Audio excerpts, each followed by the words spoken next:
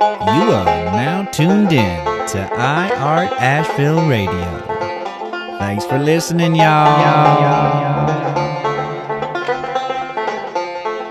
Hello, everyone. Thank you so much for taking the time to explore my brand new and exciting project I'm calling iArt Asheville.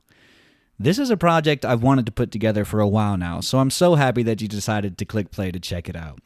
I ultimately hope that you can find something of value from one of the many creatives I plan to feature on this show. I've known for a long time now how important it is and how much I've enjoyed deep conversation with all kinds of folks, and I believe it's one of the most powerful things that we have access to in our human experience. A chance to have a conversation with someone, especially a stranger or someone you may not know so well, is a glimpse into another universe. A chance to peek into someone else's life and check in with what it is that they're experiencing in order to give you a better perspective on your own life. Through the rise of podcasting over the last decade, I've found so much excitement and wonder in the many recordings I've had the pleasure of listening to.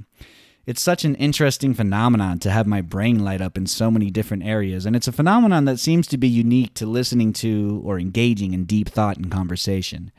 And I love that feeling, the feeling of being at the edge of a breakthrough in comprehension, or the deep understanding between two people that could only come about when you take the time to really understand and define what it is each other means when they say a thing. And this helps bring a brand new mutual awareness. So here I am, trying to chase a little piece of that, and trying to get my brain to light up in new ways, and I hope that these conversations can do a little bit of that for you. Now, for the past 10 years or so, I've jumped headfirst into the world of visual arts. I've been steadily building a portfolio and developing a style of my own, and I just can't stop. Honestly, I am up to my elbows in paint most days of the week, and I absolutely love it. I've had the great fortune to travel this country and Canada in search of all forms of expression in their natural habitat, essentially leaving a trail of paint behind me.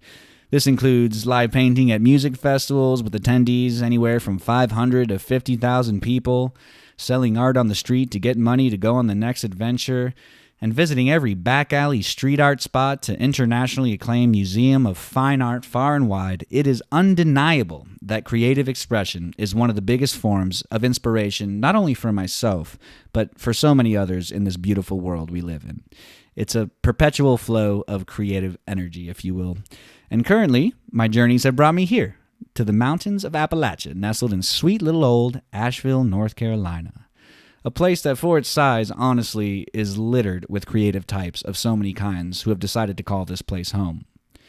What is it about this place, this area that so many are drawn to, a place of lore for so many who hear about our enchanting mountain landscapes and fern gully waterfall rainforests? This is one of the many things I endeavor to explore on this platform. And through the years of traveling and meeting so many expressive types, I've noticed a theme in most artists' way of critically thinking, and I noticed a natural inclination for wonder about pretty much any topic. Furthermore, I've noticed that artists often seem to have a grasp on a lot of the topics that many others might call unpopular or insignificant or fringe or esoteric. And honestly, these are the kinds of topics that really light my brain up. And these are the kinds of things I wonder about during a lot of my waking hours. So honestly, to have the ability to peek into an artist's brain and explore the topics that naturally engage me, well, that sounds like some of the most fun I could possibly have. So sign me up. So essentially, these conversations will go wherever they go. We'll talk about our sweet little slice of paradise here in Western North Carolina, why we're here, how and what inspires us, and wherever those beautiful little pockets of information that we call conversations flow. Spirituality, creativity, metaphysics, quantum physics, fairies, crystals. Yeah, why not? Let's get weird. Let's talk about it all. This is an opportunity for each individual feature to give us a glimpse into their creative mind and how it operates. So I hope that sets a nice little preface for the goal of this project, and I'm so excited to see where it goes. It's been very exciting hearing the feedback from those who have been involved so far. Please know that I'm open to any and all kinds of feedback, and I want to know what you think. What kind of things would you like to hear us talk about? What kind of topics interest you? And maybe even what artists you would like to hear a conversation with. I can't wait to hear from you all. I really hope that you find something of value in this brand new project, and please enjoy the show. On this episode of I Art Asheville, we spoke with the rainbow sheep herself, Miss Hannah Martin of Mars, the crocheter extraordinaire. This was a very interesting conversation for me, being pretty oblivious to the world of crocheting. I learned a lot of cool stuff. We had a great conversation. We spoke about Hannah's upbringing in rural Alabama and what it was like growing up with a politician mother, and Hannah's journey into becoming the rainbow sheep of her family. Of course, we spoke about all kinds of crochet things and the like, including where to source your yarn and dyeing yarns. We talked about the creative process and how having no expectations within it can actually increase your creativity. We spoke about pattern making and how that's become a viable source of income for her unexpectedly. We spoke about having an online business. Hannah's had an Etsy account for a long time, so it was nice to explore as a fellow creator her experience with that platform and how it's evolved into having an online website of her own. And of course, I would be remiss if I didn't mention our really interesting conversation about Machu Picchu and South America. It was really cool to pick Hannah's brain, and I had a lot of fun and learned a lot, and I hope you can as well. This episode of the show is brought to you by RAD Printworks. You can find them on social media at RAD Printworks. They are located at the Foundation Studios in the heart of the River Arts District in beautiful downtown Asheville.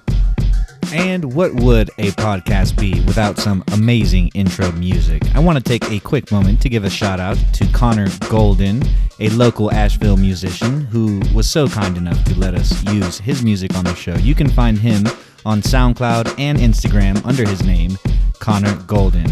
Thanks so much for letting us use the music, Connor. And now, let's start the show.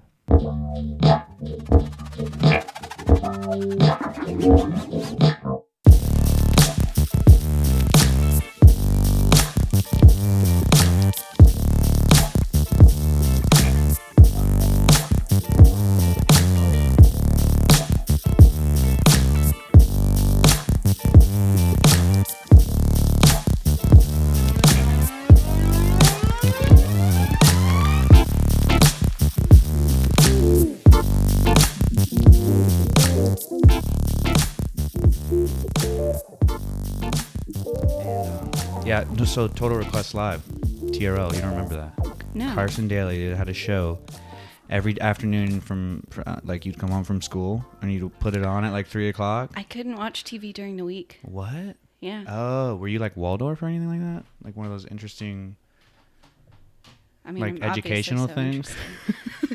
Like one of those like weird educational things growing up, like homeschooling or something like that? No, so my little sister watched so much TV that my parents just said, none of it for any of you guys. Oh, okay. So Yeah, I read books. Interesting. So my son goes to Waldorf school and he has that is like a rule during the school week. Well, honestly, I think they want you to do it all the time, but no screens and TV shows specifically during the school week.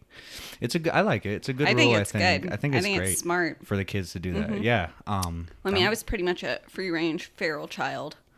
So like. Yeah. Yeah. I mean, I grew up in the boonies in Alabama, so it was. Nice. Did whatever, whenever. Like boonies. So out there just. Yeah, between a lake and a cow farm. Oh, cool. Yeah. Cool. Yeah. So what was growing up? I took a dirt road to school. Did you? Yeah. Legit. What was growing up in Alabama like? That must have been crazy. Interesting. Definitely interesting. Well, my mom is a super conservative Republican politician. Oh, still active politician. Yes. Oh, no way. Yeah. Well, she just lost the DA election for Alabama. Which is like oh my God, that's crazy. Yeah, so she's up there. So she's been forever for yeah, politics. Yeah, like judge, lawyer, no way. Attorney, all this stuff.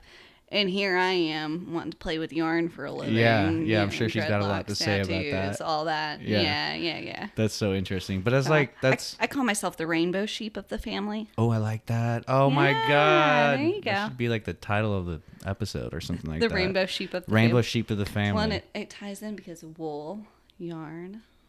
I love it. Yeah, exactly. No, that's funny because it reminds me of a story like I used to tell my 6-year-old, because sometimes he well, this was when he was younger, of course, but sometimes he would get tired of the books, or sometimes he'd be a little bit restless, and I'd have to like just soothe him to sleep when he was younger, and oftentimes that included telling little stories. So one time I was so proud of myself, I made up this story about, he has some Ecuadorian heritage. So, we had just gone to Ecuador, gotten back from it.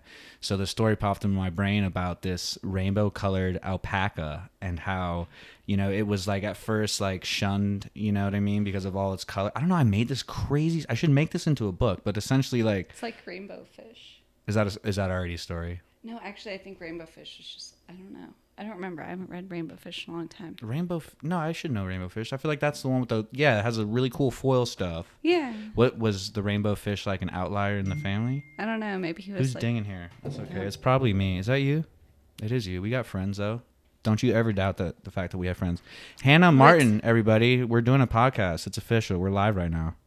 We're doing it. Do you like that? We're live right now? We're Snap. We're live we're live on all the things. All right. We're live in the Dad Pad in West Asheville. We're doing our thing. So welcome to the show. I appreciate you being here.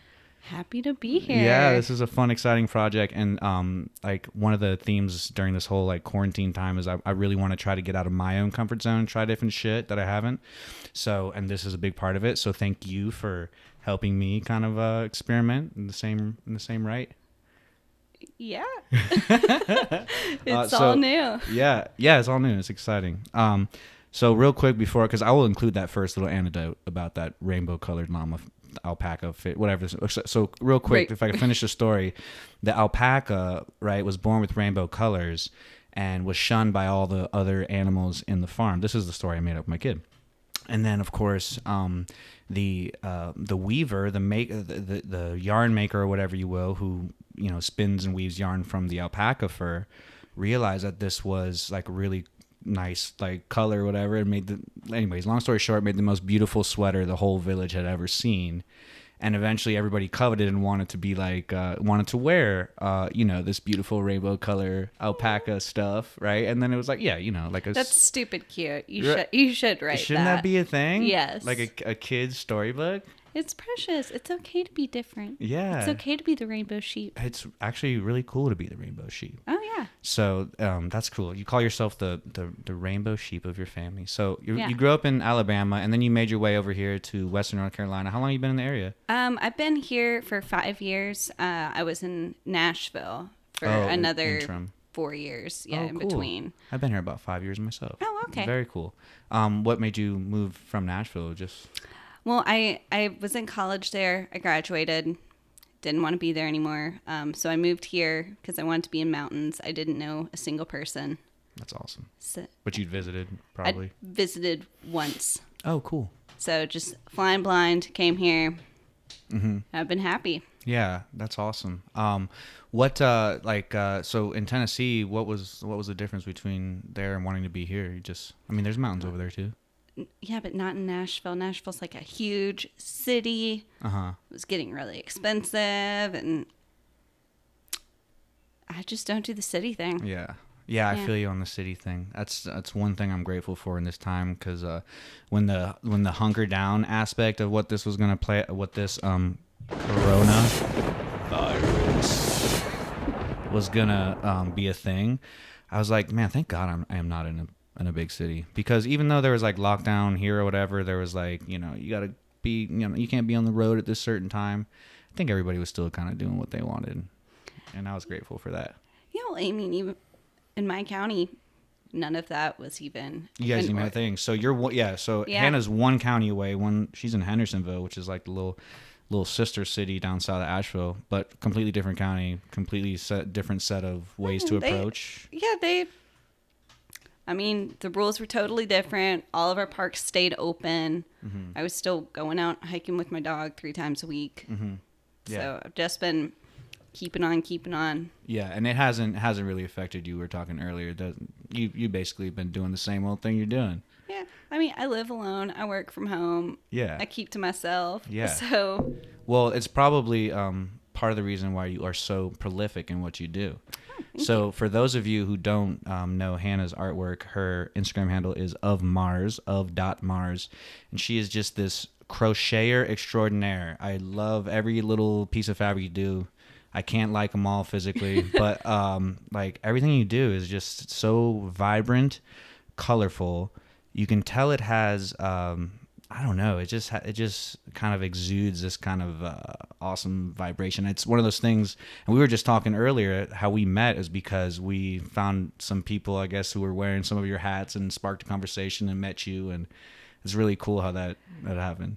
And here we are, years later. Full circle. I can't tell you how many times that's happened where it's like, I know somebody, I met you, maybe we have like some social media connections or whatever, and then years go by, and then it's like you can rekindle that. So yeah, it's very cool. Small world. Mm-hmm. So your work is like it's like, I don't know how else to describe it. You definitely have to go check out the handle, but I want to talk to you about the process itself. So am I correct in calling it crocheting? Yes, it's crochet. Okay, because I am definitely inclined to get confused between all the little subtleties with crochet. I saw you definitely do some macrame. I know what macrame is. You did a little bit? No? Oh God, fuck. See, all right. Would you explain why you pick crochet over? I don't even know what so knitting and. I crochet more because I'm better at it. Oh, okay. And I'd rather, I can knit too, and I can do some of these other things. Mm-hmm. But I don't want to be kind of mediocre at them for however long I need to be till I can get really good at them.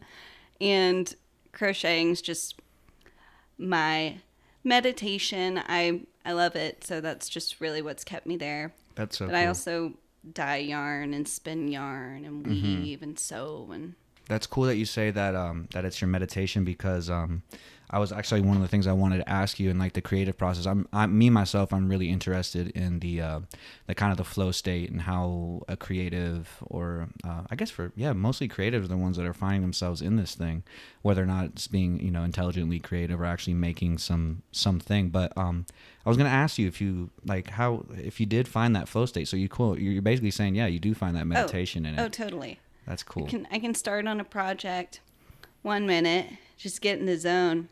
Look at my clock. Suddenly 4 hours have gone by, and just time warp. Yeah, I just lose it. I love that feeling. It's great, and that's I try and find that feeling every day. That's awesome. Some projects don't go quite as smooth, but usually if I'm hitting a wall somewhere, I'll just put it down, start working on something else, pick it up again later.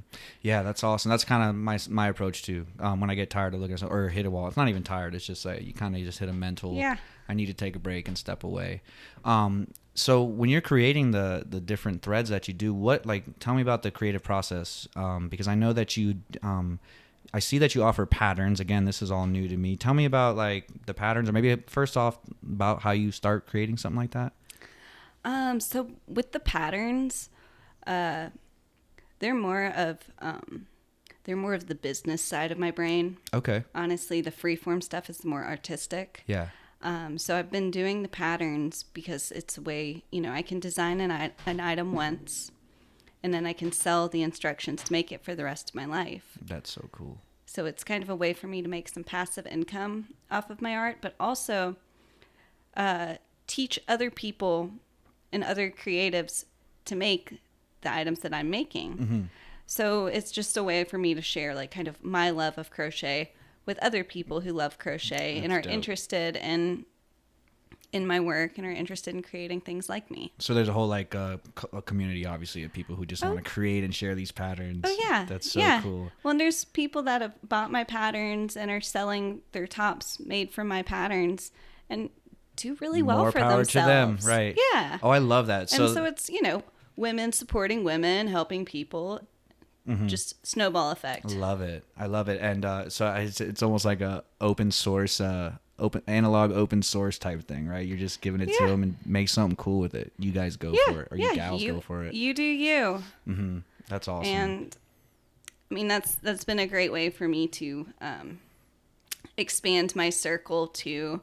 And I've made so many friends from all over the world just by doing that, just by putting out patterns that people are excited to experiment with. Yeah. That's really cool that you found like a little side thing that helps support your whole business even more.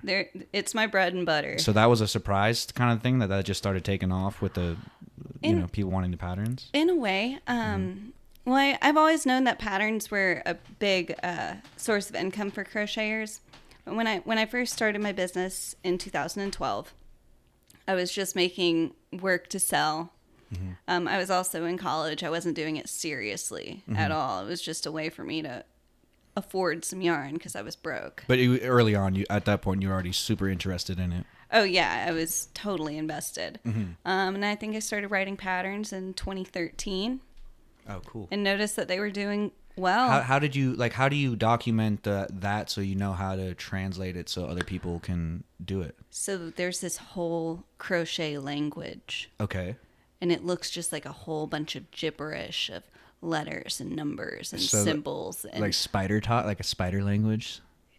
Yes. Because it would be all like yeah, a spider language, exactly. No way. Oh yeah, yeah, and so you could look at it and just think, this is gobbledygook. Yeah, that's cool.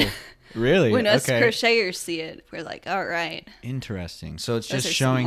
You just show the image, this, step by step. Yeah, I'll take pictures of the pieces as I make them, and then write my SC times 2 DC blah blah blah. Yeah, Whoa. all of the.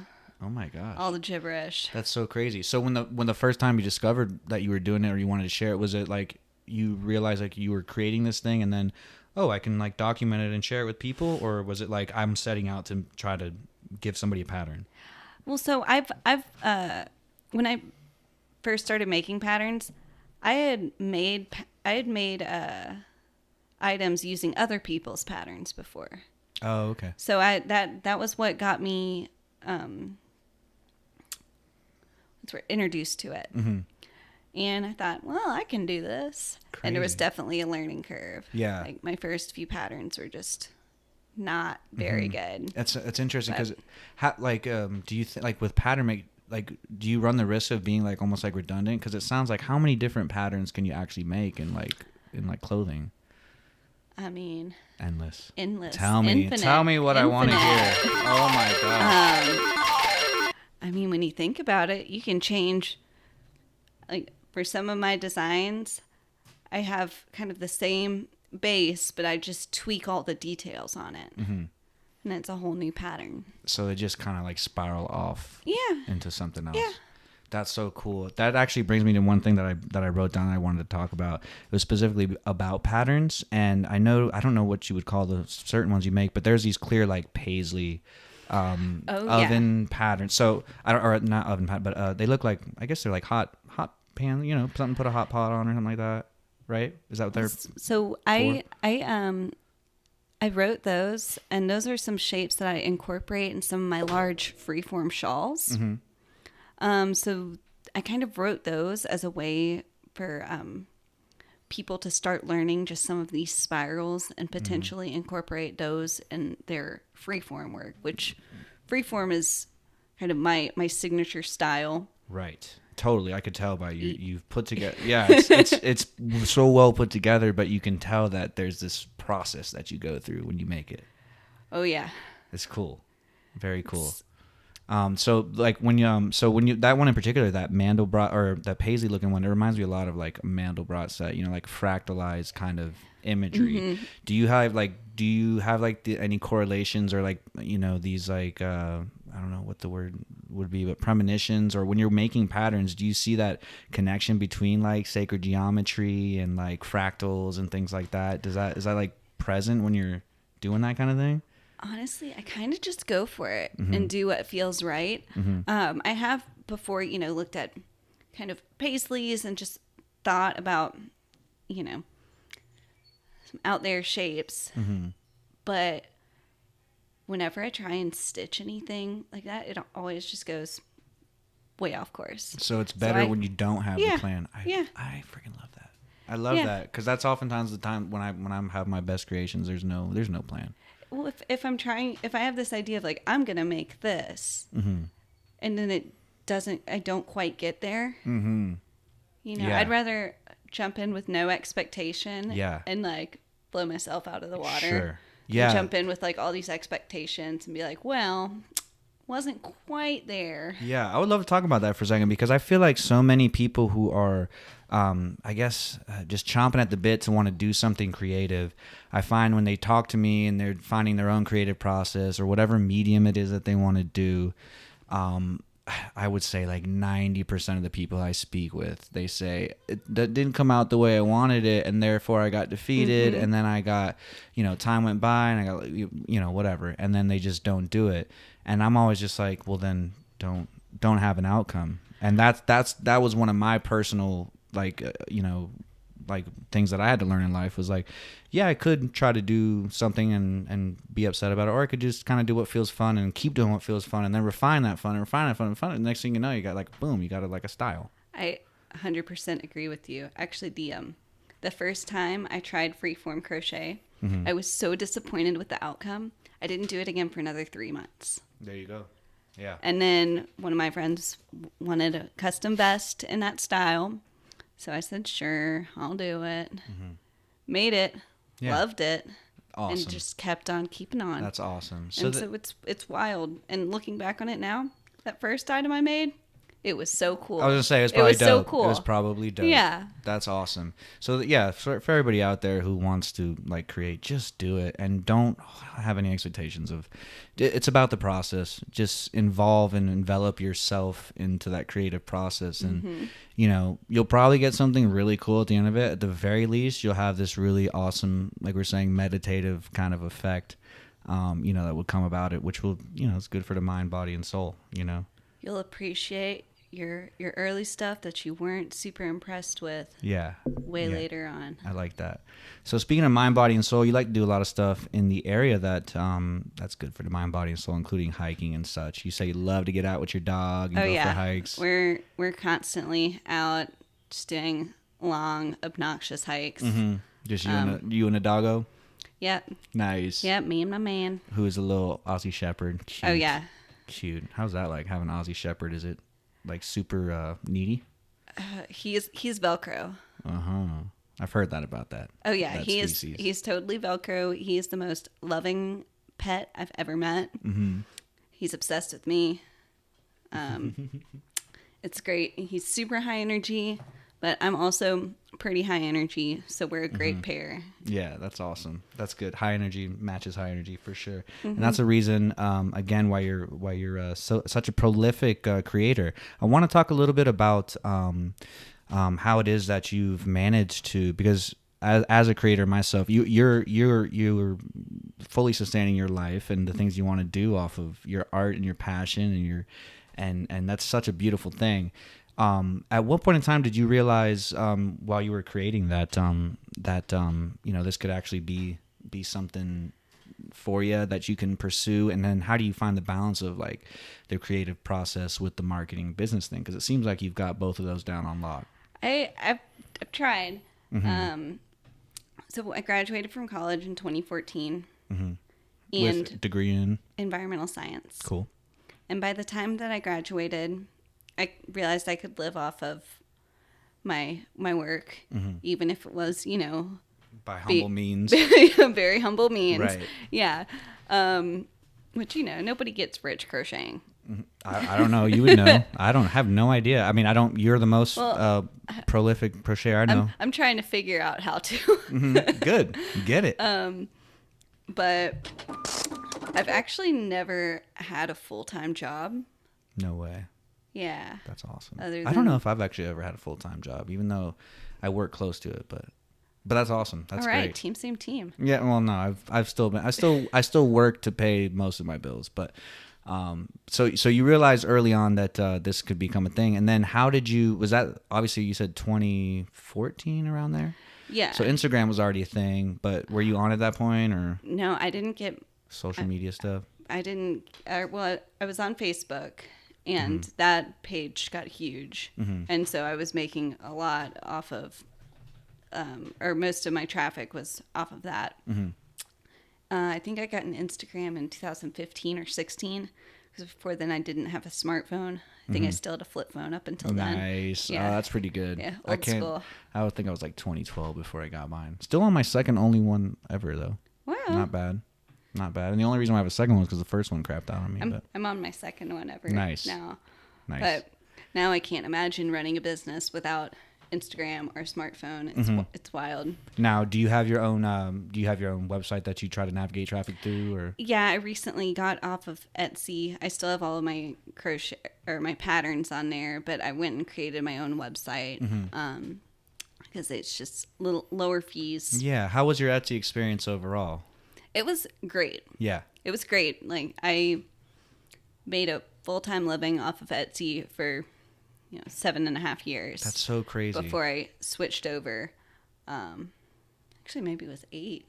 Yeah, 8 years before I switched over. And I just switched over because I started doing this like promoting your listings for you thing. Where if somebody clicks on one of those promoted listings, they take 20% of your sale. Oh wow! So if they'll take your stuff and they'll put it on the front page or whatever. Well, they'll put it on other websites' pages. In like little banners on Etsy? Yeah. Oh, so they use your photo in an Etsy banner as an example of... something like that. And if somebody clicks on it and buys an item from your shop within 30 days, you lose 20% of your sale. Whoa. And I don't have a markup that high where I can afford that. Yeah. And so that seems so counterintuitive to the way that you would want to run that business, because they're essentially, I mean, they're so big at this point, I guess, that they don't, it doesn't really matter in their business model. They can kind of do whatever they want at this point. But it does seem counterintuitive, right? They're using your creations to promote their website and then charging you 20%. I've given them a lot of money over the years, but I didn't want to start giving them 20% of my stuff. So did they notify you and tell you like, hey, we want to use your... Yeah, and for anybody who makes over $10,000 a year on Etsy, it's mandatory. Oh, no way. That's crazy. Yeah. So they just kind of sent you out a letter. They basically pushed me out. Yeah. Because I wasn't going to hang with that, especially when I drive most of my traffic and Right. I've been doing this a while. Yeah. So I don't need to get pushed around by the big guy. Good for you. Yeah, because I'm trying to think of, what is it, like 20 cents a listing plus whatever the percentage? Yeah, plus like, I think it's 3.5% is the fee. Total. And then another like 1.5% for a credit card. For processing. Oh, okay. So it's, 5% and 20 cents per listing, which is great. Like, I think that's great. Yeah. But then I switched over to Shopify and it's like 3% and flat rate. Yeah. And you can design it. I haven't been onto your website there, but I'll have to check that out. So it's basically you kind of design it. Nice. Okay. It looks good. Yeah. Go check that. What's the website? ofmarscrochet.com. Does that have a dot in between it? Either way, we'll link it all in the bottom. No. Okay, just ofmarscrochet.com. That's very cool. So that's cool. That's for a lot of people interested about like Etsy. I know myself. I've been on there forever. I wonder about that sometimes. That little tax that they take. And for me, it's convenient enough because I'm not, I guess, selling enough items where honestly, it's more of a convenience that if I do make an Etsy sale, than worth the gripe about. But for someone who's making their living off of it, it's a big deal. Well, and for a lot of things, I don't know if a lot of my listing photos would worth them being promoted, but for me, it's the principle. Yeah, good for you. Yeah. Good. Well, it's that rainbow sheep mentality. Oh right? Yeah, it's that rainbow sheep mentality. Good for you. I might have to change my vernacular from black sheep because I always have referred to myself as like a black sheep of the family, but I think rainbow's better. Sheep. Oh my gosh, it's so much nicer. I love that. I'm probably gonna incorporate that into my daily vocabulary now. There you go. So in the marketing ad space frame, I noticed that, or I've heard through just listening to marketing stuff overall, that it was like something like 80% of the consumer market is females, right? Something like that. I think. That sounds y'all right. Can y'all fact check that yourself. I'm not here for that. I mean, I'm close enough with 80%. So, do you think that that's something that you've kind of catered your thing to, or you? Oh, totally. Yeah, because I admittedly sometimes when I consider this, like I'm able to have a business insight set up on my Instagram, so you can see your demographic and stuff like that. That's what mine is too. Perfect. My My following is 93% women. Oh my God, 7% men. 7% men. So, okay. So mine, just to give y'all examples, like 65% men. So, and then the rest, right, other, but women. But so, like, that is such a huge thing. And when you consider, it's something I think about a lot. Like, when I have a 65% male audience, but 80% of the consumers are females, I'm like, how do I, like, you know, because art is art, and if anybody knows my art, it's not, I wouldn't say it's genderized necessarily. I can see how everybody would like it. It's got all kinds of colors and fun stuff, but it's just weird how, like, that whole aspect of the consumer market, you know? It is weird. I think, so especially, you know, on Instagram, I feel like a lot of women are really want to support other women artists and makers and that. Yeah, it's great. But also, you know, I primarily make women's clothing. Right. So yeah. Right. So it makes sense. Yeah. It's a natural thing. I sometimes I think about that. It's like, should I be making more feminine? You know, I'm gonna do what I feel like I want to do, but you know, and maybe I'm I can looking at like purple and pink and teal and blue. Why not? These are all my colors. Okay, cool. Yeah. Cool. So that's awesome. So speaking about colors, I noticed on your Instagram page that you like to do the hand or like hand dyeing experiments. How's that worked out for you? Do you what's that about? It works out great. I'm a lazy dyer. Which means I've got this old crock pot and I throw my yarn in it, splash some vinegar in it, sprinkle my dye on it, and just crank it on high for about an hour. Oh, really? And so that's all I do, really. Oh, to dye it. No, Yeah. what about the natural dyes and stuff? Oh, okay. So, yeah, my natural dye experiments, those were so fun. This was back when I had a yard. I don't have a yard anymore.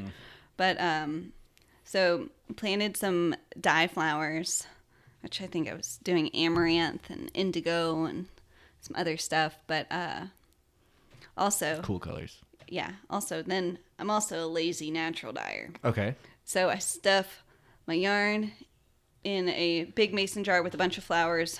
The yarn, you have to mord into it, which is like basically soaking it in some metal stuff. Which allows it to like have yeah, absorption. It gets the dye to stick. So yeah, put your mord into the yarn in a mason jar, put your flowers in there, and then I just leave it in the sun for like a week, 2 weeks. Just check on it when the color looks good. Then you can say it's done. Cool. What are some of the cool? It's called solar dyeing. That makes it sound okay, fancier. It does. It's way fancier than lazy dyeing. Solar dyeing sounds exciting. What are some of the cool like Are there any cool like flowers or dyes that you've used that you really like the outcome? I really like the amaranth. That was that really crimson looking one, right? Yes, yes. And so I've gotten anywhere from like yellows to pinks with that, depending on if you use more like stems or leaves. But you can dye with onion skins, walnuts, like pretty much any flowers. And you said you used indigo? That's a flower. Yeah, my indigo didn't. My indigo didn't work. Okay, that might be my favorite color, indigo. It's the forgotten color, you know. Yeah, it's right there. between blue and violet, and everybody seems to forget about it. But Roy G. Biv, people. I was about to say I'll never forget Roy G. Biv. Everybody forgets about that's my dude. Or the indigo. Yeah, I think that's my favorite color. Yeah, that's crazy. Very cool. So with the natural dye, how you said it takes about 2 weeks for it to.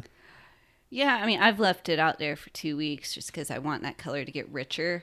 And with some natural dyes, you can cook out the color, so it's kind of like with too much sun. Well, no, it's so a lot of people if you want it to go quick, you know, you can put it on a burner like and low just heat. yeah. Okay. But so I'm a slow and low type of person. Yeah, it's ready when it's ready. I'll check on it. It's kind of like because it's just experiments to me. It's not something I do really actively. I'm not super into natural dyeing. I like doing it sometimes. Yeah, cool. It's fun for me to experiment with. Do you find yourself sourcing your yarn from any particular place or vendor that you like when you're just making stuff at home?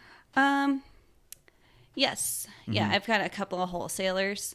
And then for like undyed yarn, I usually just make it work how you fit. I find I find it. That's awesome. So like, is there a texture or something that you're looking for, like that you prefer when you? I mostly like using natural fibers. I like wool, alpaca, silk, mohair. Yeah. Anything that's like soft and luscious. I particularly am a big fan of the alpaca stuff. I love that stuff. Love alpaca. I have a bunch of homespun alpaca that I picked up in Peru. In my stash right now. So I was going to ask you if you've ever been over there. Years. So so you went to Peru and basically kind of like, obviously a vacation, but to source some cool fabrics or get ideas and inspiration? Well, I went there to hike the Inca Trail to Machu Picchu. Oh, wow. And that was amazing. Made some... That sounds amazing, folks. It was great. Made friends with some llamas and alpacas and got to see, people spinning and dyeing and weaving. It was great because that's just so it's so big down there. Yeah, I would love to go to Peru so bad. Like I said, I've been to Ecuador, the neighbor, and it was an experience in of itself. The culture of the indigenous is just so intriguing to me. And I remember there's one point in time when I was up in the Andes Mountains in Ecuador, and I saw this lady with her alpacas, just open pasture. She's wearing this beautiful shawl, like it was, and this lovely like woven hat. And in my head, I just like that was the quintessential Andean imagery that I needed to see, you know what I mean? Because like that was why I was there, and obviously to visit family and stuff too. But I'm so glad I had that moment where I was like, that's the thing. That's the thing. Like, that's it. We're here. This is now. Yeah. And so that was a really cool experience. How was hiking up to Machu Picchu? That was totally bucket list thing. It was amazing. I'm just a little Alabama girl, so I'm not used to that kind of elevation, but got through it, and it was all the scenery was just incredible. Did you go with any friends or anything? I went with my sister, her husband, and her husband's brother. And you guys all hiked up there together? Mm-hmm. Oh my! Was it a camping like multiple day thing? Yes, yeah, because it's I think 22 miles. Mm-hmm. But it's up and down and back up. So it's I'm a pretty avid hiker. I've done some difficult hikes, but that was profound. Yeah. That's crazy. It was a lot. What was the kind of people that like, was there a kind of person that found themselves up there? I feel like it would be such a strange. There was everyone, you had these like super fit Germans that were like power hiking through the whole thing. I'm going to do this shit in 5 hours. Well, and then you'd see them on like day 3 and, and you're walking by them. They were fried. So in our group, we went with a company that had, all the tents and all the stuff. outdoors outfitter. And so some of the other people in our crew were like an older guy and his like probably mid 50s and his wife and their 2 teenage daughters. So, you see a little bit of everyone. Okay. Yeah. And it was interesting. I can imagine like the kind of group of people that would be there, because I remember watching this it's like a Terrence McKenna video back in like the early 2000s or something, when my curiosity peaked about, the Amazon and all these like psychedelia and things like that.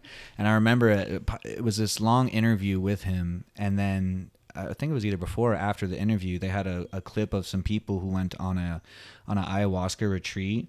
I guess they started at the shaman's place. It was in Peru, and they started at the shaman's place. I remember specifically this documentary, like this guy was such a medicine man that he had like cacti growing, like psychedelic cacti growing out of like the corners of his house, literally like just growing everywhere.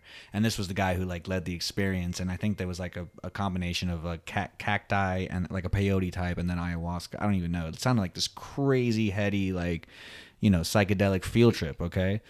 And it was so crazy because these people, they all drank ayahuasca, and then they had a van take them up to Machu Picchu.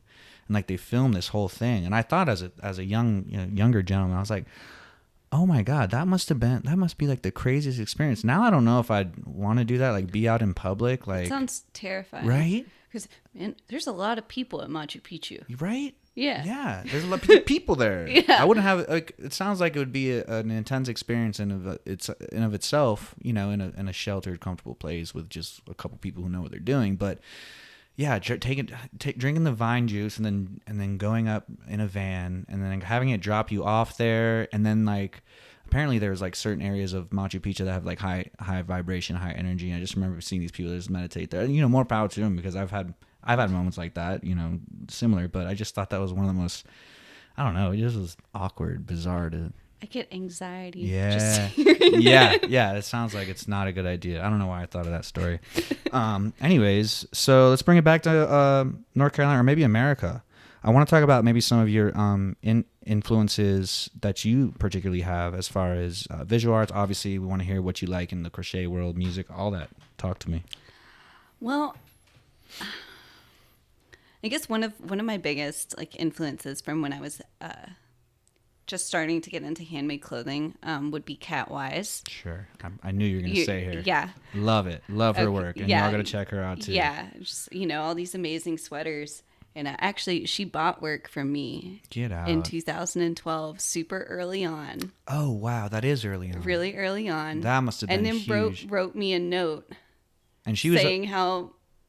Like, get it, girl. How she do your loved thing. My stuff and blah blah. Well, we've collaborated on a coat with each other. Yeah, I saw that. That is so cool. So you know, it's like. So she was already kind of doing her thing, and then she's been doing her thing for years. Okay, for decades now, probably. But and then so you somehow got on her radar, and that's so cool. Yeah, that must have been super motivation. Oh, I think I cried when I got that order because it was like, you know, I got noticed. Yeah. And I would ask you like to try to describe her work, and obviously there would be some comparisons between y'all's two work, but at the same time they're very different too.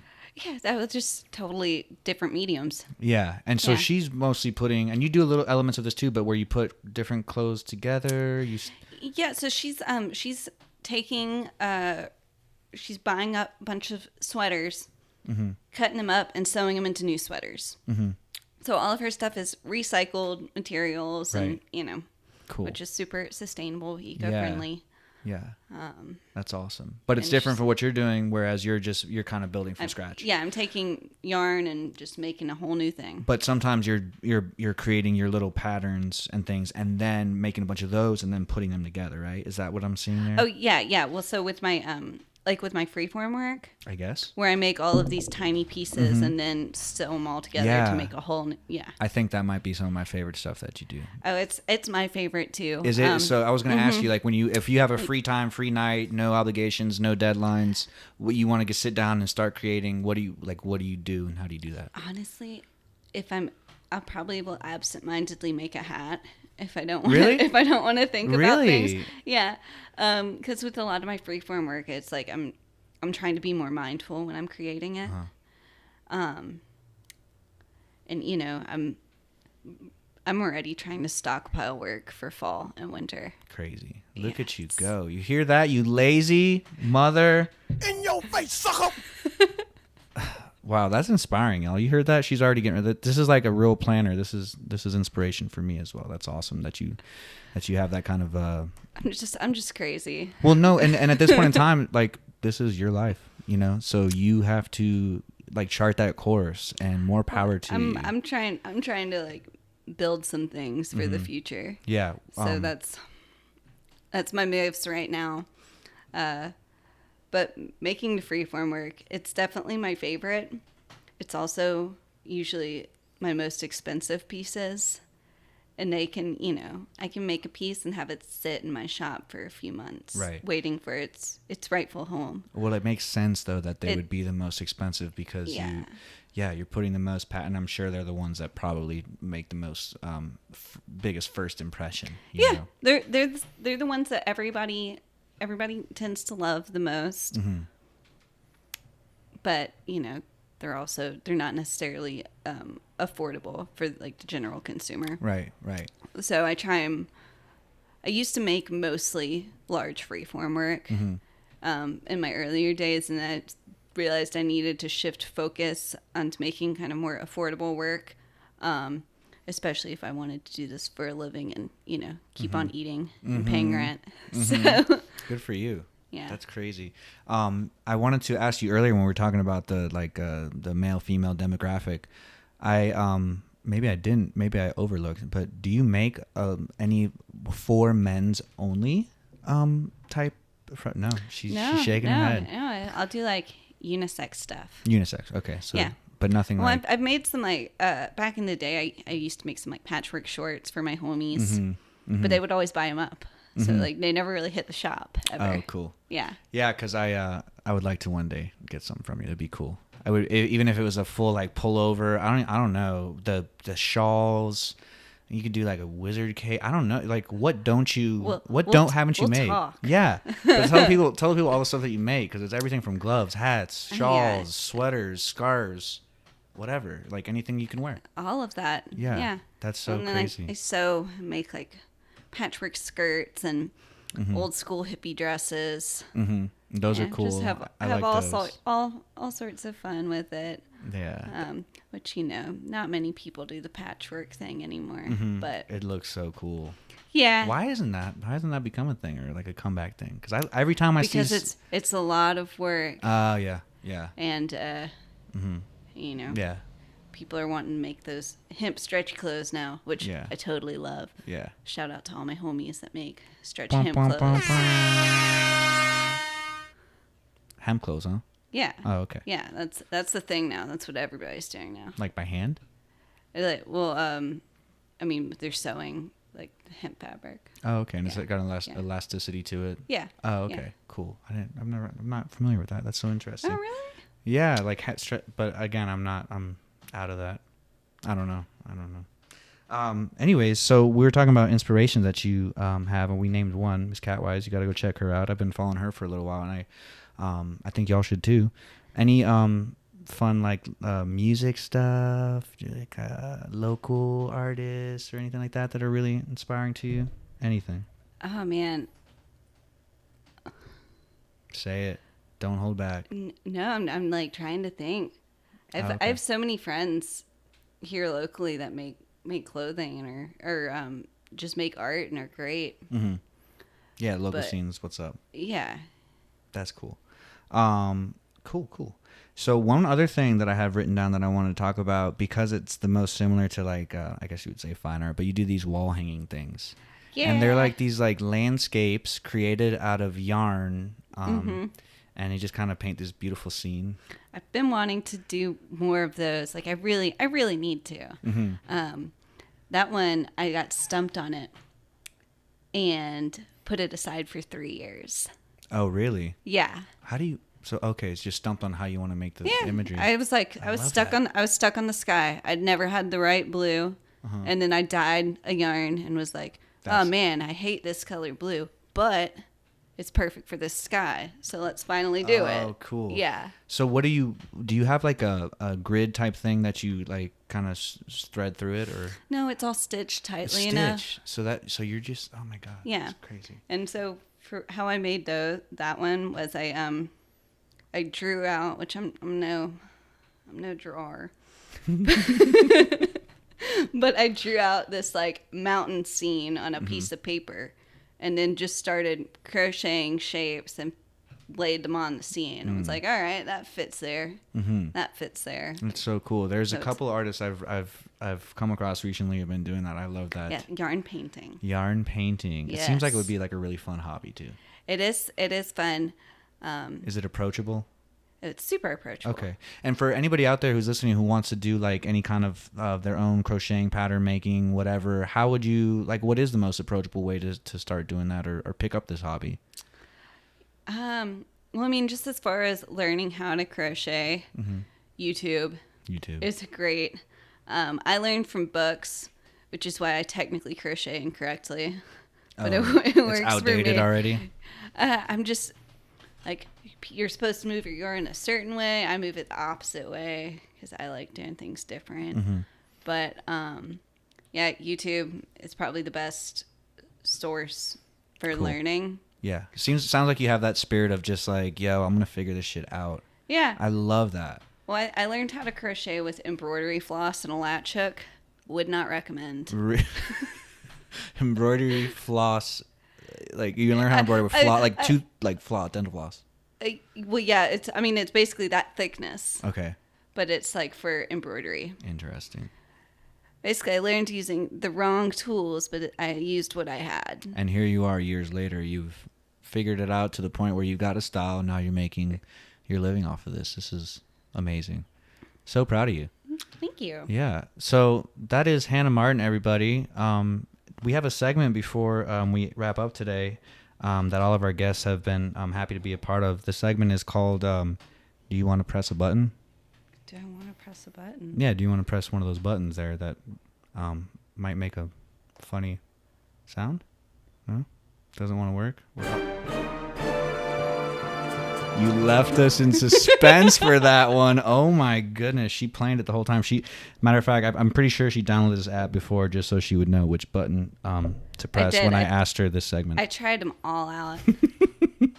Oh, that's awesome. Well, thank you again for coming and speaking with me. That was a really awesome conversation. Yeah, thank you. Yeah. And we'll have all the information for Hannah's artwork linked below. Thank you all for the feedback, if you have any, and we will look forward to talking to you all next time. Y'all have a great week. Peace, Hannah. Thank you. Bye. Guys, thank you so much for listening. I really appreciate it if you've gotten this far. It's been such a fun project for me to try to put this together, and I am very excited that I have something to show for it at this point in time. Please keep in mind that I am definitely open to any and all kinds of feedback. I want to hear from you. What did you think of our conversations? Who would you like to hear more from? What would you like us to talk about? All that kind of stuff. And please know that everything that we spoke about should be linked in our description. And if it's not for whatever reason, or we talked about something that you would be more interested to, explore yourself, please message me and I'd be happy to get that information for you as well. Anyways, that's all I got to say, guys. Thank you so much. And I really, really appreciate it. I'll see y'all for the next one.